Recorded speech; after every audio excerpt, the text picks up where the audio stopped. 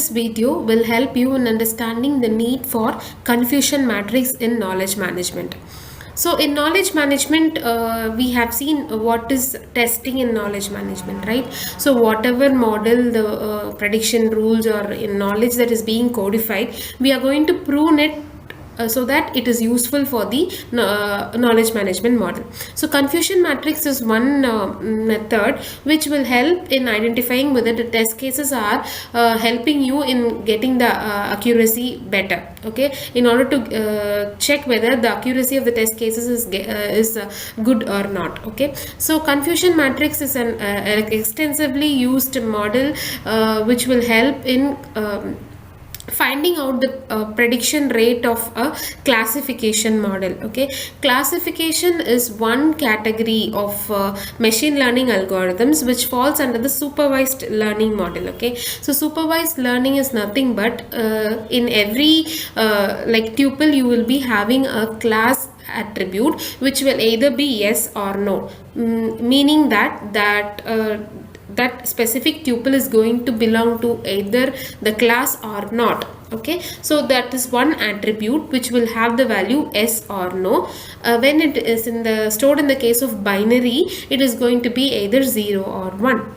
Okay, so classification model, it is majorly used for prediction. Okay, so here we will take an example of hospital data set. We have tested this model with 165 tuples. Okay, 165 records. Normally it's a patient database, so in this 165 records, in reality 105 patients are having the disease. Okay, they are diagnosed with the disease, and 60 patients are not diagnosed, they don't have a disease. This is the reality of the data set. Okay, so we are now going to test the performance of the classifier.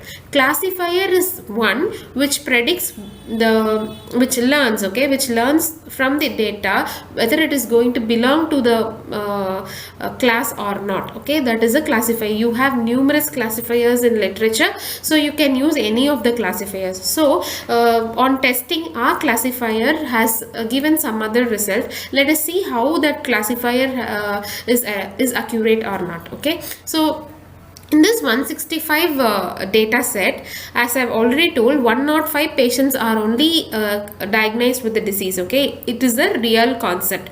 Now when we are going to train the model and test it, the results were varying. So when the results are varying, it shows that the accuracy of the classifier model is not 100%. And always you have to keep in mind that the accuracy of the model that we develop need not be 100% always. Okay, so we will check how confusion matrix will help in that process. So here this confusion matrix is being formed. Okay, so what happened is total number of attributes, as I've told, is 165 records of patients are tested. Okay, so it can be predicted no, it means they don't have disease, and predicted yes shows that they have a disease. Okay, when it was predicted no, the classifier has predicted the value to be 50 people are not having the disease, and 10 people are actually it was no for them, they don't have a disease, but it is predicted as it is yes. Okay, and actually when there was a disease, 5 of the records are predicted as no, and remaining 100 as predicted as yes. Okay, this is how it is done. So from this screenshot you can understand that total the around 105, it is around 105 people are predicted for the disease. Okay, so we will now relate it to the various concepts of your confusion matrix. So before you start to understand confusion matrix, you have to understand few keywords. Okay, they are called as major drivers of this confusion matrix. It is true positive, true negative, false positive, and false negative. Okay, you can call it as TP, TN, FP and FN. Okay, so true positive is nothing but they are cases in which you will have been predicted yes, and they do have a disease. Okay, in reality also they do have a disease. True negatives are cases where they don't have a disease and you have predicted no, it is again true. Like both, the accuracy is good now. False positive is nothing but actually they don't have a disease, but your prediction model has predicted it to be true. So this is a type 1 error. Okay, false negative are those cases where actually they don't have a disease and you have predicted no. This is actually they do have a disease and you have predicted no. So this is a type 2 error. So we are going to concentrate only on the type 1 and type 2 error, because true positive and true negative are nothing but they are the same the cases are same in both reality and your prediction model. Okay, so we have to concentrate on reducing this false positive and false negative, so that the type 1 error and the type 2 error are eradicated. Okay, they are eliminated. Okay, so false positive is nothing but, I repeat, it is in reality the patient will not have a disease, but the classifier has predicted that the person has a disease. Okay,